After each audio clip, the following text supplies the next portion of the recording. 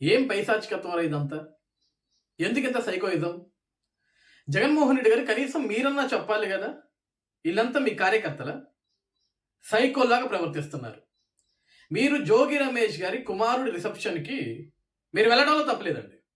ఎందుకంటే మీ నాయకుడు, వాళ్ళ కుమారుడి రిసెప్షన్ మీరు వెళ్ళాలి, ఆశీర్వదించాలి, అందులో తప్పు లేదు. ఎవడు తప్పు కూడా అనడు దాన్ని.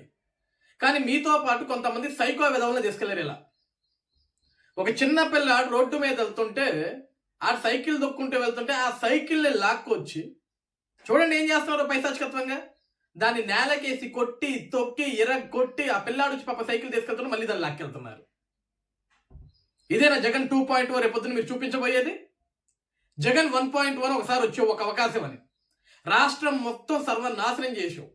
పైశాచికత్వం చూపించావు, రాక్షసత్వం చూపించావు. కనపడ్డోళ్ళల్లా కొట్టుకుంటూ పోయారు, చంపుకుంటూ పోయారు, కేసులు పెట్టుకుంటూ పోయారు. ఇప్పుడు మళ్ళీ అధికారంలోకి వచ్చేది నేనే.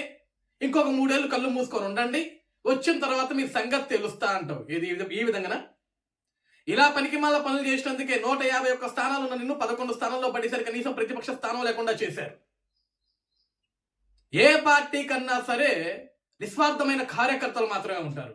ఒక్క నీ పార్టీకి మాత్రం ఇలా సైకో వెధవలు ఉంటారంతా. ఏం సైకోతత్వం, ఏం పైశాచికత్వం జగన్మోహన్ రెడ్డి గారు ఇదంతా కూడా. ఏం పార్టీ నడిపిస్తున్నావు, ఏం కార్యకర్తలు మెయింటైన్ చేస్తున్నావు, పనికి మాల ఎదవాళ్ళందరినీ మెయింటైన్ చేస్తున్నావు. నీదొక పార్టీ, ఆ పార్టీలో వీళ్ళందరూ పనికి మాల ఎదవలు.